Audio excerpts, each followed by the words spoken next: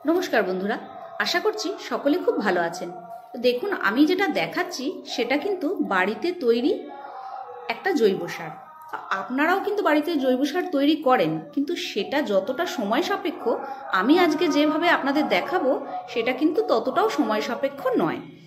আর সময় সাপেক্ষ নয় কেন, কিভাবে সেটা জানতে গেলে পুরো ভিডিওটা আপনাদের দেখতে হবে। তো চলুন শুরু করা যাক। এই দেখুন আমি প্লাস্টিকে সবজির খোসা মানে যত কিচেন ওয়েস্ট হয় সেগুলো এর মধ্যে রেখে দিই। আর নিচের দিকটা দেখতেই পাচ্ছেন জল জল হয়ে গেছে, কালো হয়ে গেছে, তার মানে অলরেডি ডিকম্পোস্ট হতে শুরু করেছে। এটা কিন্তু আমার মাস দুয়েকের নয়, এটা কিন্তু অনলি মানে 15 ডেজ অর 20 ডেজ তার মধ্যেই কিন্তু হয়ে গেছে। আর এটা যেটা দেখছেন সেগুলো কিন্তু হলো শুকনো গোবর সার, মানে শুকনো গোবর সার, যেটা 1-1.5 বছরের গোবর সার হয় যেটা আমরা গাছের গোড়ায় দিই, এটা কিন্তু তা নয়, এটা শুকনো একটা গোবর সার। তো দেখুন এখানেও আমি প্লাস্টিকের মধ্যে এইভাবে কিচেন ওয়েস্ট রেখেছি, যার মধ্যে কিনা আলুর খোসা, পেঁয়াজের খোসা, কলার খোসা, রসুনের খোসা সমস্ত আছে, যার থেকে এক একটা খোসার থেকে এক এক রকম উপকারিতা আমরা পাই, সেটা আপনারা জানেন, সেটা এখানে বলে আর ভিডিও বড় করছি না। তো যাই হোক, তো পেঁয়াজের খোসা দিলে যে গাছে অনেক ফুল হয়, কলার খোসা দিলে গাছে অনেক ফুল হয় সেটা আপনারা জানেন, আলুর খোসা থেকেও সেই অনেকই এই মানে উপকার আমরা পাই। তো যাই হোক, এইটা এর মধ্যে রেখেছিলাম, মানে আমি সবজি রোজ যা কাটি আর সে প্যাকেটের মধ্যে রাখি আর মুখটা বেঁধে রেখে দিই। তো এইভাবে ভেতরে একটা গরমের সৃষ্টি হয়, আর যাতে কিনা ওগুলো ওয়েস্টগুলো পচতে শুরু করে, ডিকম্পোস্ট হতে শুরু করে, মানে অলরেডি সার হতে শুরু হয়ে গেছে।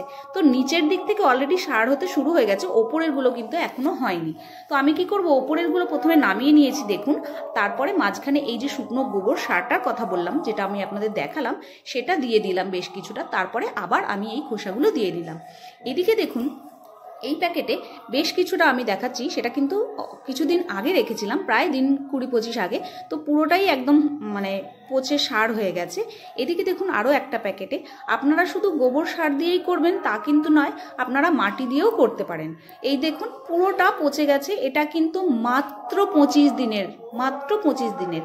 তো দেখছেন ছোট ছোট জায়গায় করি বলে কিন্তু আমাদের এই সুবিধাটা হয়, ছোট জায়গায় করলে এটা হয়, বড় অনেকটা জায়গায় করলে কি হয়, অনেকটা সময় লাগবে বড় জিনিসের ক্ষেত্রে, কিন্তু ছোট বা অল্প জিনিসের ক্ষেত্রে কিন্তু সেই সময়টা লাগে না, যেহেতু অল্প সময়টাও কম লাগে। আর এই যে আমরা প্লাস্টিকে অর্ধেকটাই আগেই পচিয়ে ফেলছি, তো সেই কারণে কি হয়, পচতে খুব সময়টা কম লাগে। আর এই যে মানে প্লাস্টিকের মধ্যে যেখানে কিনা হাওয়া ঢুকছে না, একটা গরম ওয়েদার তৈরি হচ্ছে, তাতে করে এটা ডিকম্পোস্ট হতে তাড়াতাড়ি শুরু করে।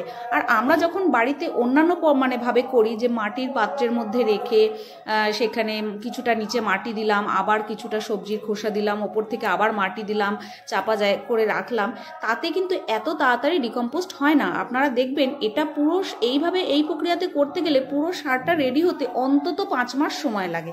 এই দেখুন আমি ঠাকুরের ফুল, ফলের খোসা যা কিছু সমস্ত একটা প্যাকেটে রেখেছি, এটাও কিন্তু নিচের দিক থেকে আপনারা দেখতেই পাচ্ছেন অলরেডি কিন্তু মানে সার পরিণত হয়ে গেছে সারে। এটা কিন্তু রোদে শুকিয়ে নিচের দিকে যতটা পচেছে ততটা কিন্তু রোদে শুকিয়ে আমরা এটাকে কিন্তু গাছে ব্যবহার করতে পারি, কিন্তু না, আমি এখন সেটা করছি না, এটাকে সর্বগুণ সম্পন্ন তৈরি করব।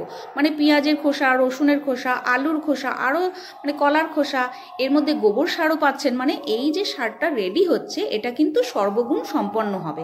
মানে আপনি যে কোনো গাছেই দেবেন, গাছ সেটা খুব ভালোভাবে নিতে পারবে এবং তার ফলাফল বা রেজাল্ট যাই বলুন না কেন আপনারা সেটা খুব ভালোভাবেই পাবেন। তো দেখুন আমি নিচেগুলো ওপরেরগুলো বাদ দিয়ে দিলাম, আর হচ্ছে গিয়ে সেখানে আমি কিছুটা গোবর সার দিয়ে আমি আবার ওই ফুলগুলো দিলাম। এবার প্রত্যেকটার মুখ খুব টাইট করে বেঁধে একটা জায়গায় ফেলে রাখবো। এটা খুব তাড়াতাড়ি তৈরি হচ্ছে, মানে এই নয় যে বন্ধুরা 10 দিনে, 20 দিনে বা 1 মাসে রেডি হয়ে যাচ্ছে, তা কিন্তু নয়। কিন্তু ওই যে আমরা যেভাবে তৈরি করি, যেটা কিনা 4-5 মাস সময় লাগে, এটা অতটাও সময় সাপেক্ষ নয়।